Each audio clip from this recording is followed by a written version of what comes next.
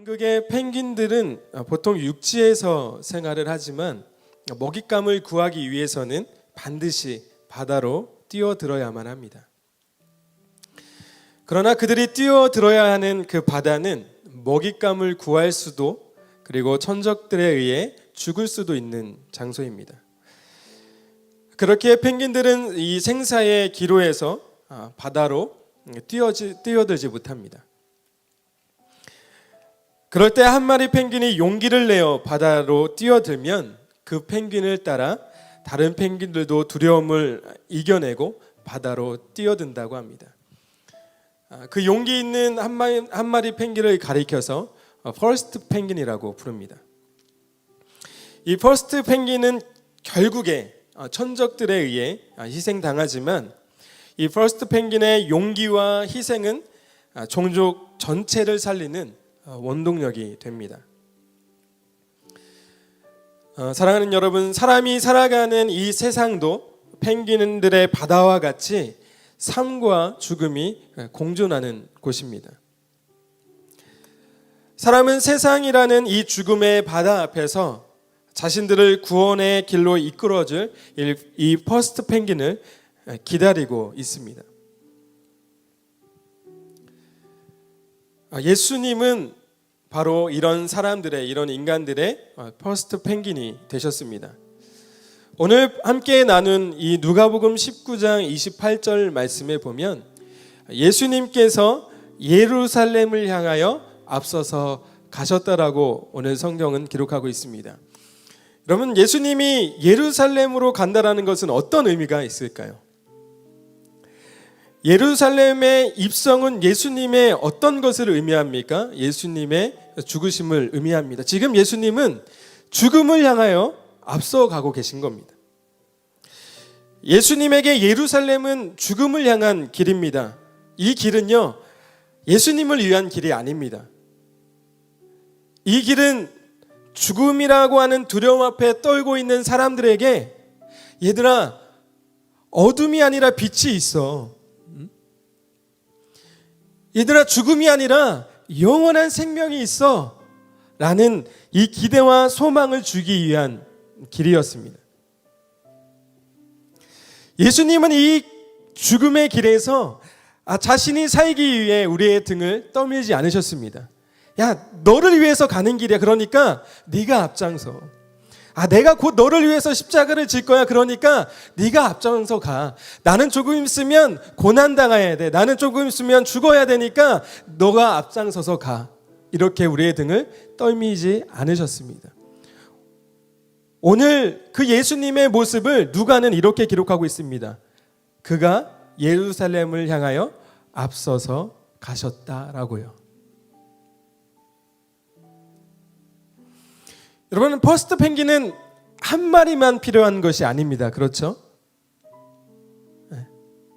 또 다른 퍼스트 펭귄이 나타나야만 합니다. 그래야 종족이 살아나는 것입니다. 예수님이 퍼스트 펭귄의 역할을 자처하시며 앞장서신 것은 여러분, 나만을 위한 길이 아니셨습니다. 예수님은 자신을 따라 우리가 마치 퍼스트 펭귄과 같은 존재가 되기를 원하셨어요. 그래서 예수님은 이 퍼스트 펭귄의 역할을 자처하셨습니다. 그것을 베드로 사도가 베드로전서 2장 21절을 통해서 이렇게 기록합니다. 이를 위하여 너희가 부르심을 받았으니 그리스도도 너희를 위하여 고난을 받으사 너희에게 본을 끼쳐 그 자취를 따라오게 하려 하셨느니라. 당시에 이 베드로 사도가 이 고난을 받는 성도들을 향해서 이야기하는 이 시대적 배경은 이 네로 황제의 이 심각한 이 박해로 인해서 감당해낼 수 없는 성도들의 그 고난이 있었던 시기입니다. 그렇게 예수를 믿는다라고 하는 그 이유만으로 지금 목숨이 왔다 갔다 하는 그런 사람들에게 지금 베드로 사도가 뭐라고 이야기하고 있어요? 뭐라고 격려하고 있습니까? 이를 위하여 너희가 부르심을 받았다.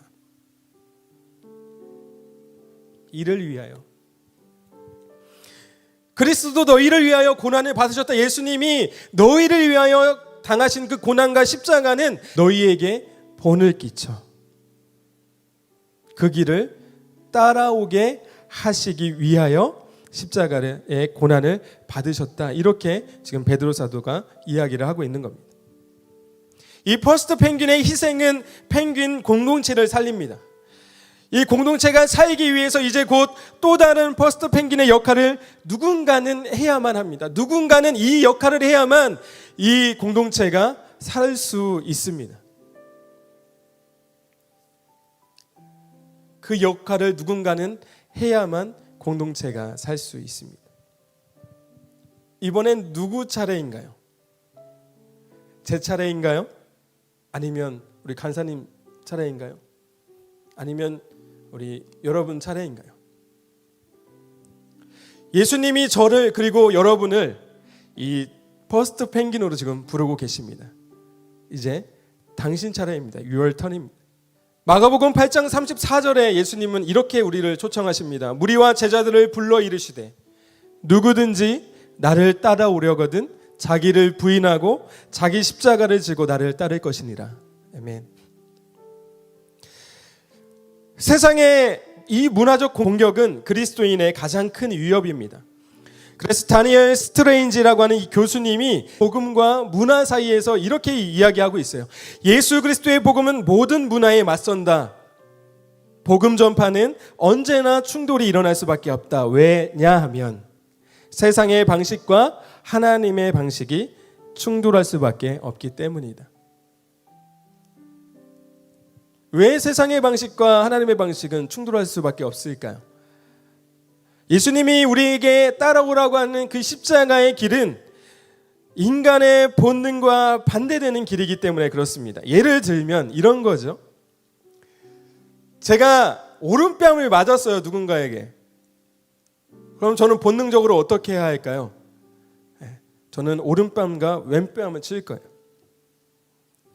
저는 누군가에게 2대를 맞았어요. 그럼 저는 본능적으로 어떻게 해야 될까요? 저는 4배로 때릴 겁니다. 그것이 인간의 본능이죠. 근데 예수님은 참 희한하시죠? 예수님은 오른뺨을 맞으면 오른뺨 맞았어? 왼뺨도 돌려대라 말씀하세요. 누군가 겉옷을 달라고 하면 속옷까지 내어줘. 누군가 8km를 함께 걸어가자고 한다면 10km도 20km도 함께 동행해줘. 이렇게 말씀하십니다. 예수님이 우리에게 보여주신 십자가의 길은 원수를 갚아야 해가 아니고 원수를 사랑해였어요. 그것을 예수님이 어떻게 보여주셨습니까?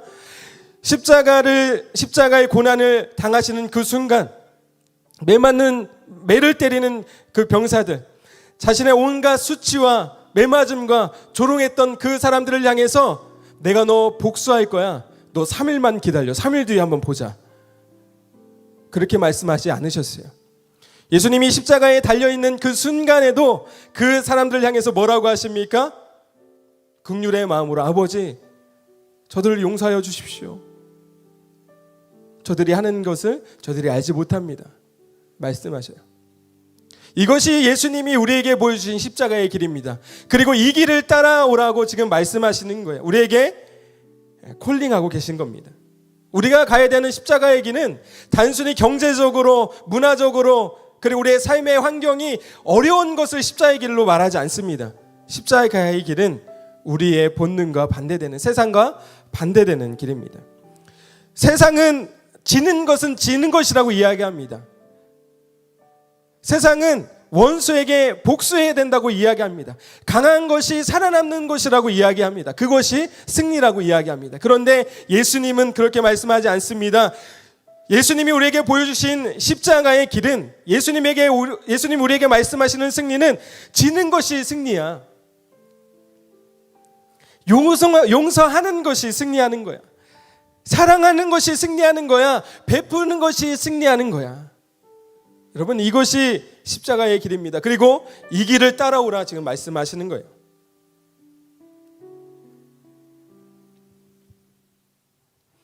여러분, 퍼스트 펭귄을 따라 뛰어드는 바다가 죽음의 바다가 아니라 여러분 생명의 바다여야 되지 않겠습니까? 세상은 퍼스트 펭귄이 되는 것을 어리석은 것이라 이야기합니다. 용기를 내어 누군가를 위해 희생하는 것은 세상의 가치관에서는 어리석은 일이죠. 자기를 희생하는 것, 자기를 버리는 것, 누군가를 위해서 용기 내는 것은 어리석은 것입니다. 하지만 여러분, 그리스도인이 아니면, 십자가의 길이 아니면 누가 퍼스트 펭귄이 되겠습니까? 누가 남을 위해서 희생하겠습니까? 누가 다른 사람을 위해서, 공동체를 위해서 용기를 낼 수 있겠습니까? 세상의 십자가의 길을 보여주는 여러분 되시길 주님의 이름으로 축복합니다. 그것이 승리임을, 그것이 영원한 생명으로 가는 길임을, 그것이 지는 것이 아니라 유일한 생명의 길이고 유일한 승리의 길임을 보여주는 저와 여러분들, 그리고 우리가 퍼스트 펭귄이 되는 그런 축복이 우리 가운데 있기를 주님의 이름으로 축복합니다. 그래서 우리가 퍼스트 펭귄이 되어 저 세상은 경험하지 못한 그 승리의 길을 보여주셨으면 좋겠어요. 이제 누군가의 차례가 아니라 바로 여러분의 차례입니다. Your turn. 여러분이 바로 퍼스트 펭귄이 될 차례입니다.